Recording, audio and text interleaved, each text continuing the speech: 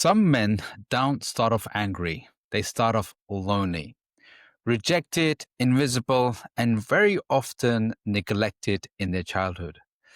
But when the pain festers, it turns into something darker, the incel mindset. So, in today's episode, we're exposing how good men lose their way and how to turn rejection into strength, power, and purpose. So, welcome to the Nice Guy Show. I'm your host, Faisal Kokor. I'm joined by Ari and Chuck. And we are guys helping nice guys get more what they want in success, love, and life. Right, we're going to be talking about the incels. And let me just give you some background information. So, what are incels? The term incel is involuntary celibate. So, it describes people, mostly men, who want relationships but can't get them. It often leads to deep frustration, isolation, and shame.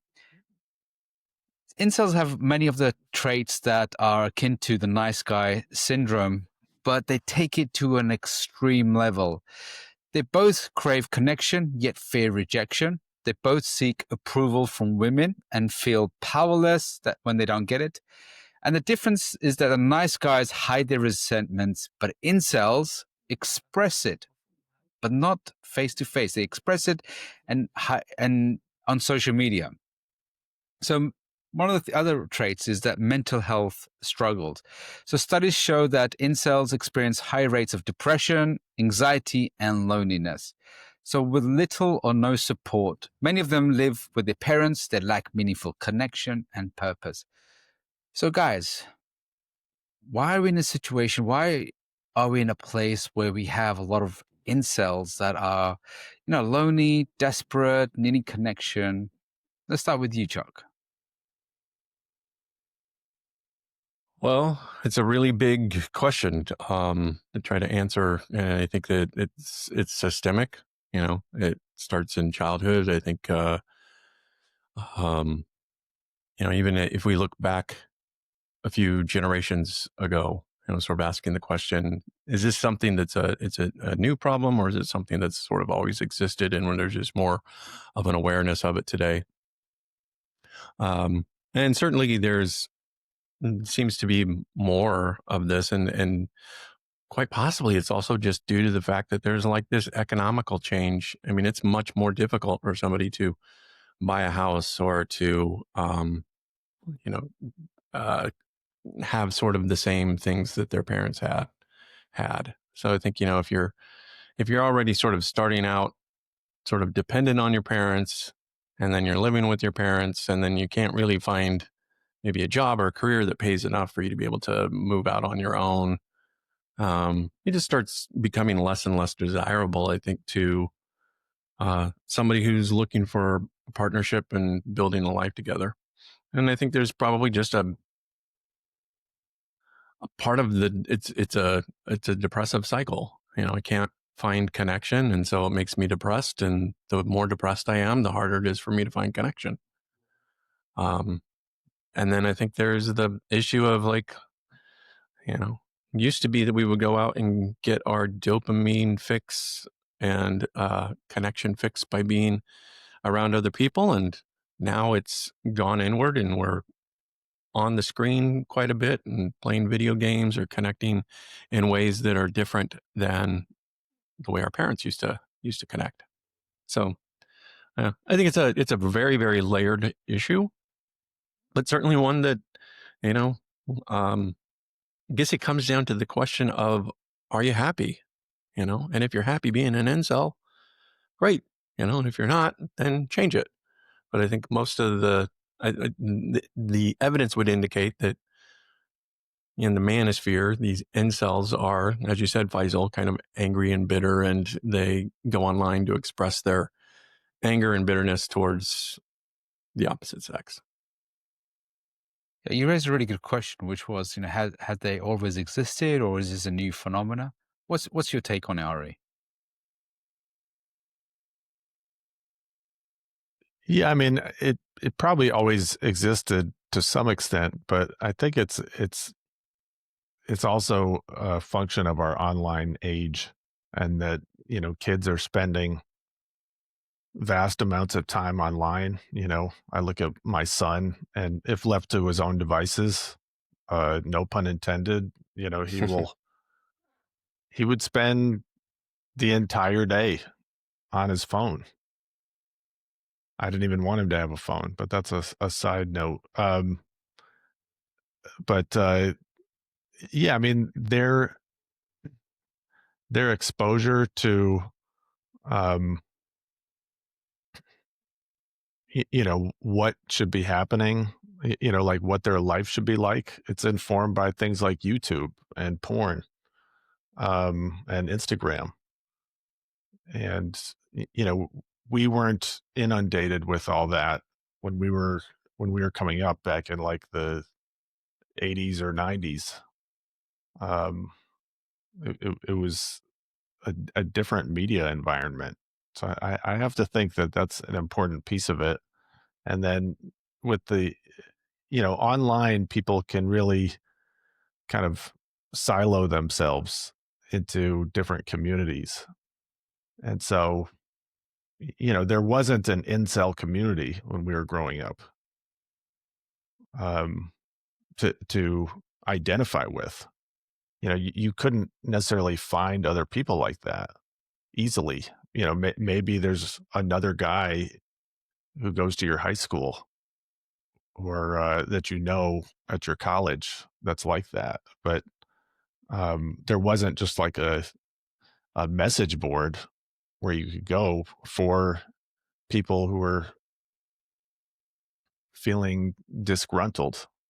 Um, There's one other thing that I wanted to say about the way that you differentiated nice guys and incels. I think nice guys, it's not just about, um, you said the difference is that nice guys hide their resentment and incels express it. Like, I think nice guys also haven't lost hope for a relationship. Um, a lot of nice guys are in relationships. So they haven't just given up on it like incels do. So I think that the resentment piece is only one part of the difference. Yeah, absolutely. And like Chuck was saying, there's so many layers to this, and it's so true that I don't think incel or the kind of that behavior is a new behavior. When I was listening to an evolutionary psychologist, and he said, not every man procreated. He said, actually, if you look back through history, most men didn't procreate. If you look through back history, not every woman gave birth. So there's always been some level of, I would say, those guys who want worthy of procreating genes, or have the capacity or ability to. What I do have noticed, like you said, there's been the advent of internet, and since because of that, more people can go into different pockets. They can go into find like-minded people much more easily. Therefore, I think the internet's exacerbated the problem rather than actually help and support the guys. I mean, there is help and support the guys. So I remember, like most of my clients in my coaching practice, I don't really work with incels. I do work with nice guys, and usually those nice guys are quite high performing at work, and they're competent at work, but they're not really competent around their social skills or their ability with women. I did have one incel, actually, one guy, he booked a call with me. And within a couple of minutes, I realized that he wasn't my typical kind of client. And within a couple of minutes, he did say, he said, look, I'm an incel. He identified that And way. yeah, and he said, look, this is the way I am. I'm an incel. This is the kind of stuff I do. And immediately I knew that he wasn't going to sign up for my coaching.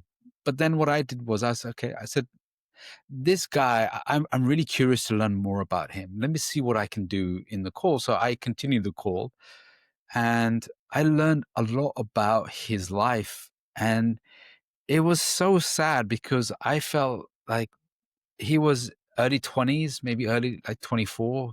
24 years old. He had an okay job.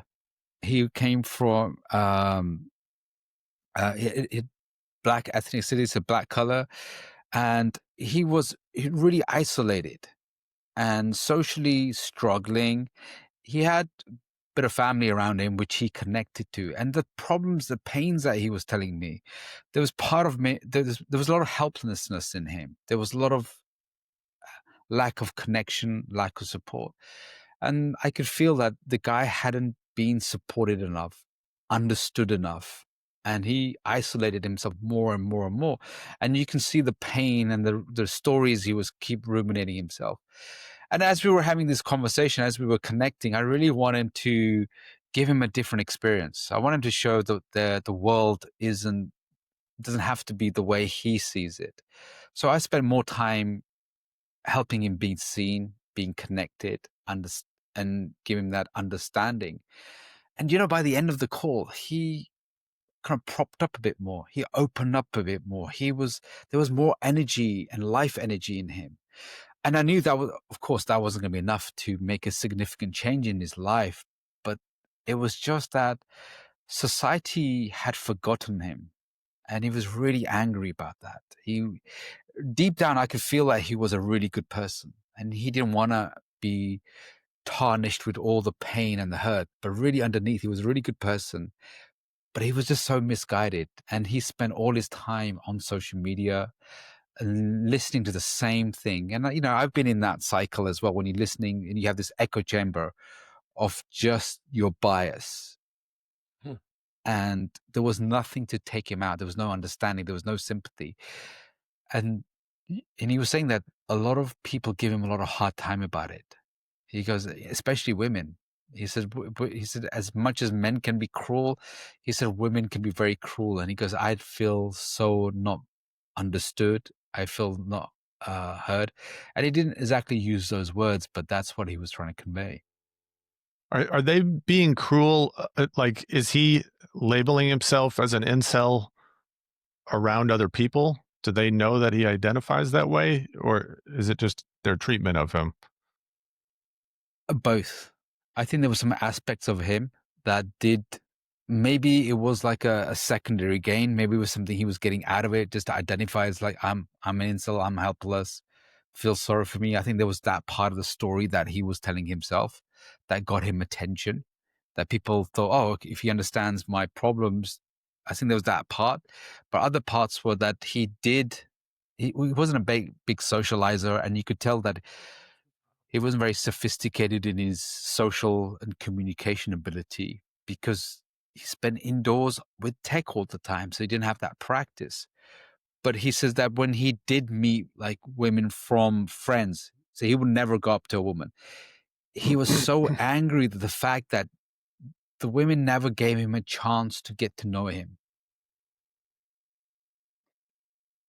So I guess the question I have is that, incel, the N stands for involuntary, so if you identify as an incel, isn't that kind of like a little bit of an oxymoron?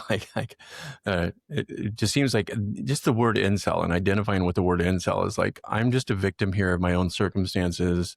I don't have any power. I'm lost. Everybody should sort of, feel sorry for me, which, if that's sort of the energy that you bring, then, you're kind of going to get that in return. So I wonder if a lot of this is just, bad modeling for some of these guys, maybe who didn't have strong father figures or had abusive father figures or didn't have men in their life to show them, like, how do you have a relationship and how do you talk to a girl and how do you move a relationship forward? That part of it might just be an educational kind of thing. And then I think the other part of it is like,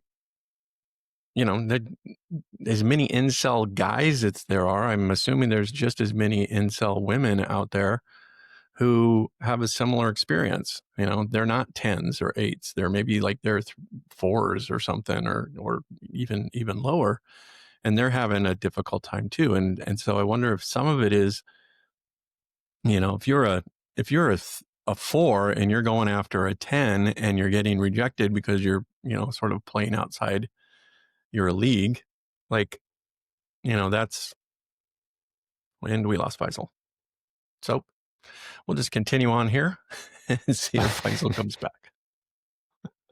He's going deep into the internet's recesses. Yeah, going deep into. I think I made Faisal upset with what I just said, so he left.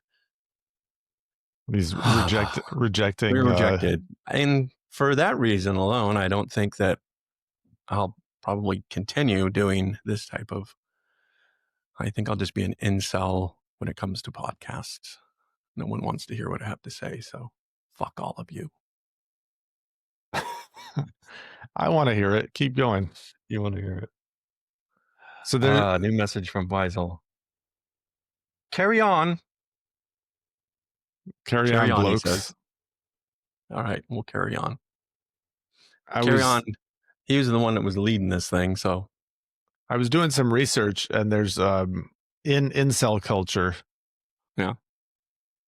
They use terms like Chad for an alpha male and Stacy for an attractive woman who rejects them. Mm. And then the black pill. Oh, the black pill. Yeah, that's more of like. Tell me about the black pill. I've heard of it, but I don't think I can communicate exactly what it is. It's a nihilistic belief that women only value looks and status, and men are powerless to change their fate. Gotcha. So it's really a whole schema or belief system that develops.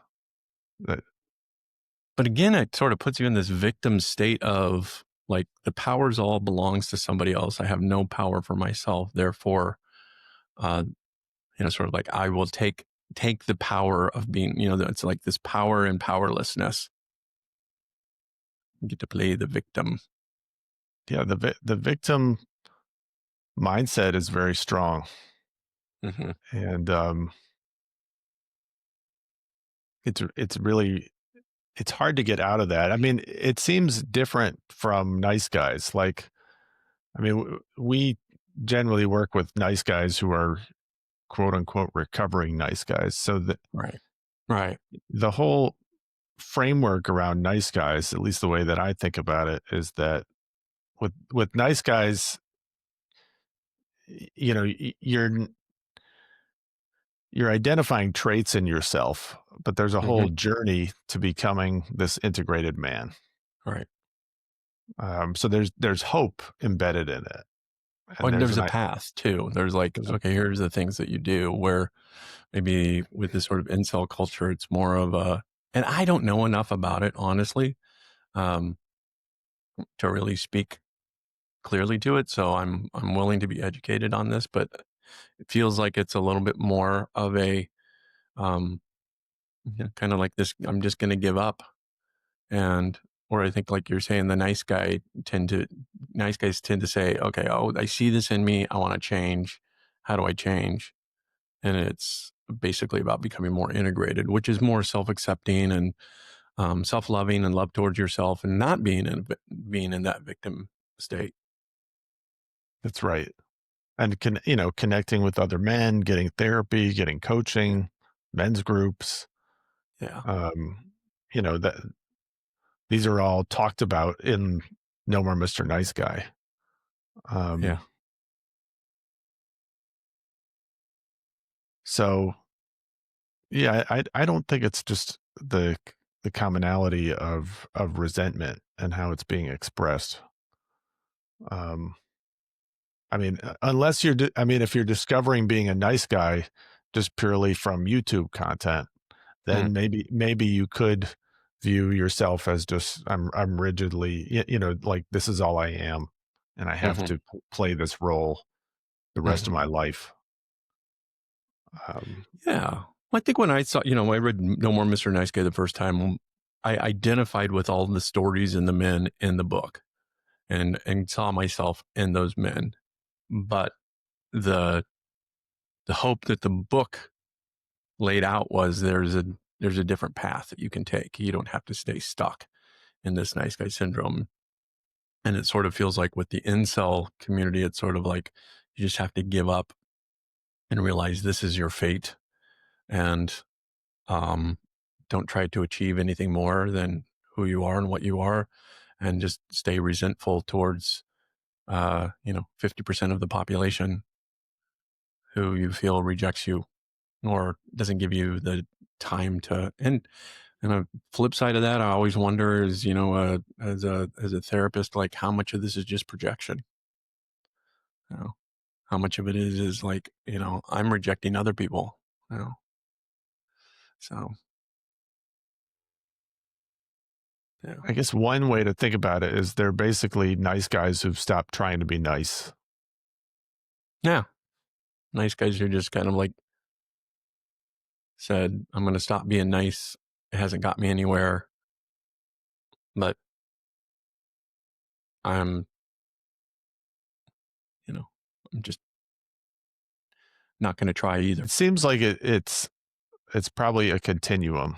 Like, that guy who sought out Faisal, it sounds like he sought out Faisal. Like he sounded like there's some room for change. Yeah. And then there's got to be guys who are just so deep in it that it becomes hardened. It seems to me to be a young person's identity. True. Yeah. I don't know that many young guys. I mean, I've a few that I can kind of think of that are, I wouldn't call them incels, but I wouldn't call them like necessarily like having a relationship is their number one goal.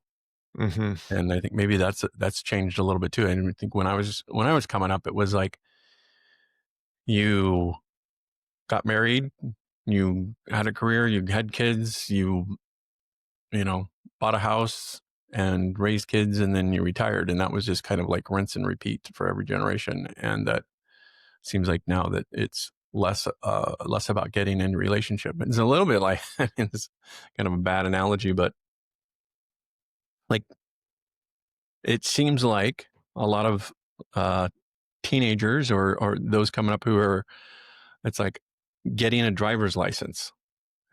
Thinking of like my stepdaughter, she was very resistant in getting her driver's license. Me, the moment I turned 15 and was able to get a driver's permit, I was down at the DMV trying to get it. I know. I was sneaking my parents' car. Yeah, out. yeah.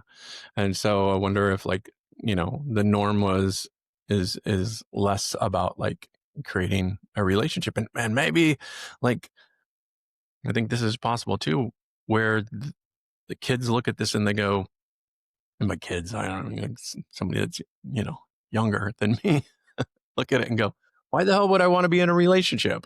Yeah. Why would I want that? I'm going to be in a relationship where somebody's going to break my heart and they're going to take half of everything that I've earned, and they're going to leave me, feeling alone again. Like, if this is where I'm going to end up, maybe I should just be here. So, but I don't think we've probably modeled very well for the past generation. My generation hasn't modeled very well for this generation, like what healthy relationships look like and how to have a healthy relationship and how to maintain connection year after year. I mean, it seems clear that the whole relationship and sexual landscape has changed a bit, Mm-hmm. in this century. So it isn't the same as when we were growing up. Yeah. And I think that then what that does for a guy like me is I have to remember to have like perspective of like, my perspective is different. And for me, it feels like, well, it's pretty easy to go, have a relationship. But that's just been based on my experience. I've never really had a problem getting into relationships or, finding people who want to be in a relationship with me. And so, when you don't struggle with that, it's much harder for you to kind of identify with those that do. And Is that your dog? no, it's Faisal's sent a message again. Oh, okay. there's just so much more cynicism about relationships, even outside of like incels.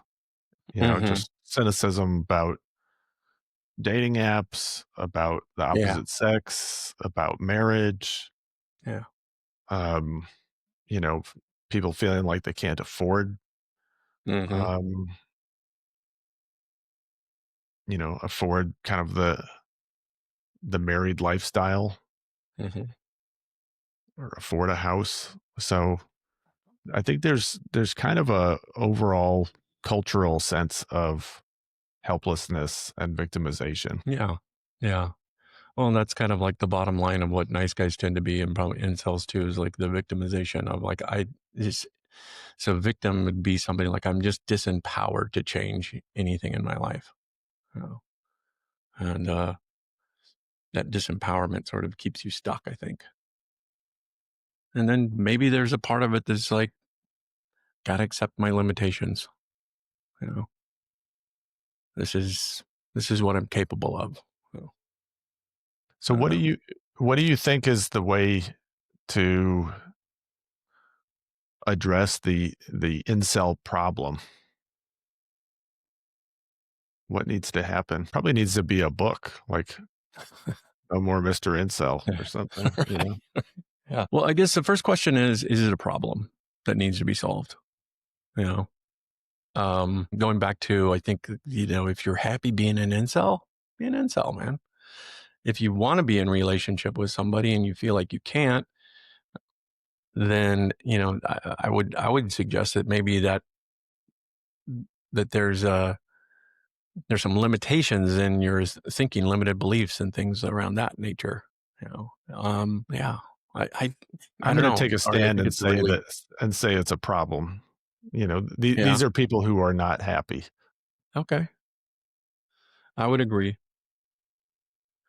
Uh, I think the word incel is just very derogatory too.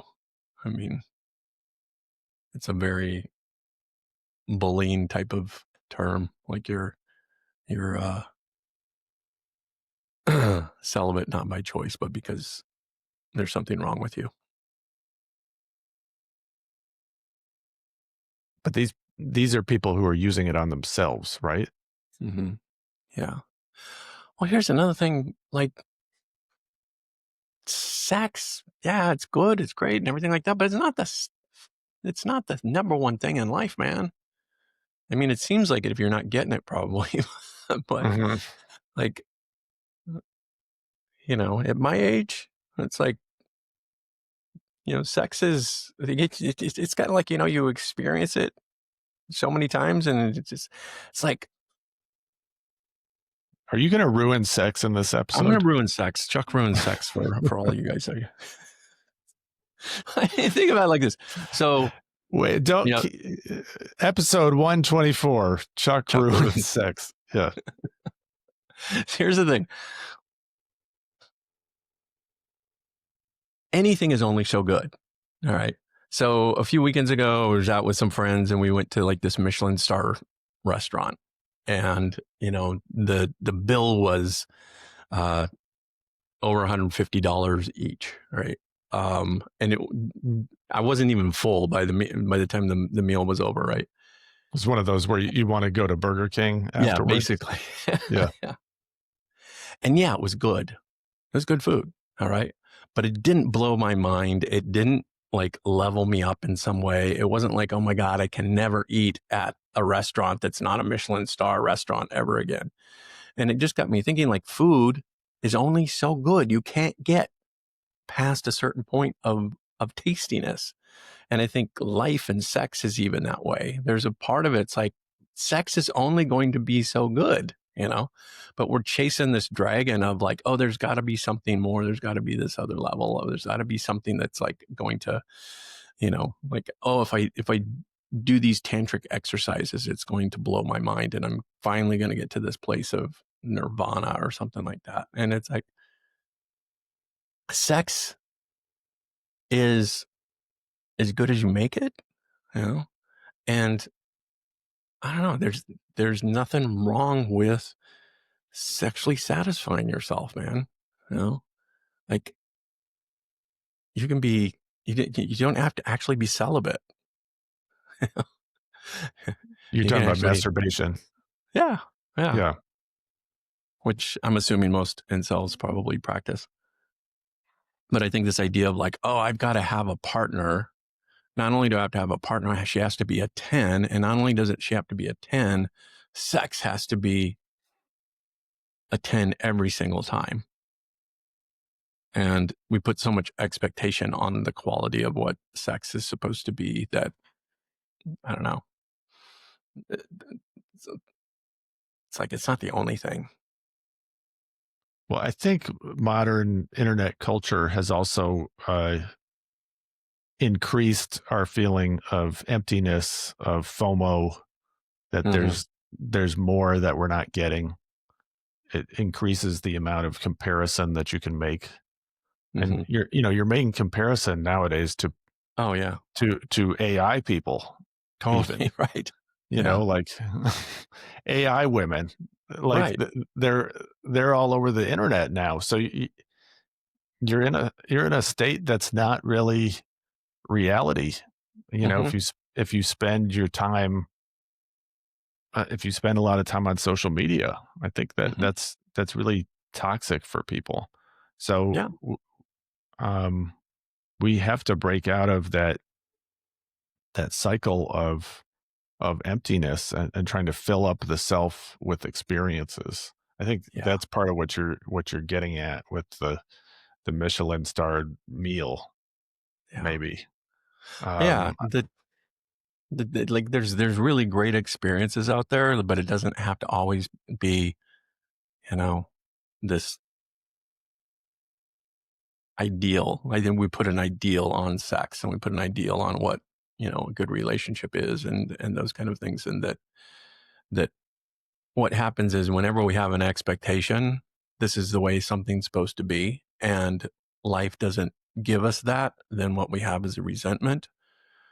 And I think the resentment then keeps us stuck in this victim mentality. So I think if I were to sort of sum it all up, like the incel has an expectation that the world is supposed to just give them a 10 and that their life is supposed to be, they're supposed to easy money and easy women um, and that if life doesn't give them that because they see that life's given that to other people based on what they see on social media, then um, their expectation isn't met, therefore their resentment, and then they just kind of crawl into the resentment and become the victim. Say, see, I'm, you know.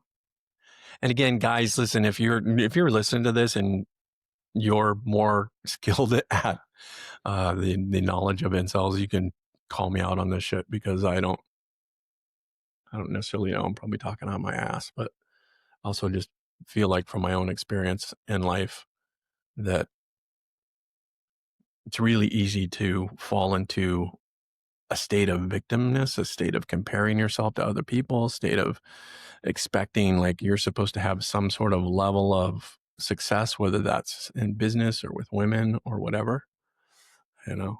Um, yeah. we need Does to that mean create. you just quit trying? Yeah. Yeah, I think when people feel just stuck in their trauma, stuck in their hurt, there's not a lot that we can. They're not necessarily receptive to education. Um, but I don't know that maybe there could be some kind of book or influencer who starts to shift the narrative around incels. Like maybe there could be a fincel, like a formerly incel. Uh-huh. Uh, Yeah. Yeah. Yeah. And I kind of feel like the manosphere and the red pill and the black pill and the, incels and all of these different things that we've sort of come up with, like a lot of things in life, there's truth in it and there's also not truth in it. And so I think it's really easy to go, oh, this seems to be true, therefore it must be. Um, and then we sort of get sucked into a rabbit hole of having some sort of ideology about life and what life is and where we're at in life. And at the end of the day, it's like, you know, Are you suffering? And if you are, then what can you do to change that? Whether that's being an incel or that's being somebody who's has a difficult time finding success in other areas. I think the internet and YouTube, social media has done some good things for people's mental health and growth, but it's like there's a limit to it, and there's got to be some deeper work that has to happen, whether it's with a therapist or a coach or even you going into your personal reflection. But there has to be an actual process. It can't just be you consuming media. So if you're an incel, I think we can wrap this up. If you're an incel and you're hearing this and you want help, you want coaching, reach out to us. Maybe we could even tell your story on the Nice Guy Show, because we would like to help you. Anything you want to wrap up with? I'll just say thanks for joining us on this episode. It's we've had a little bit of technical difficulty with Faisal. Faisal's internet hasn't been working today, so he left a little bit early, and Ari and I have been trying to carry on here. But thanks for joining us as always on the Nice Guy Show, and be sure to check us out on theniceguyshow.com. We'll see you guys next time on the Nice Guy Show.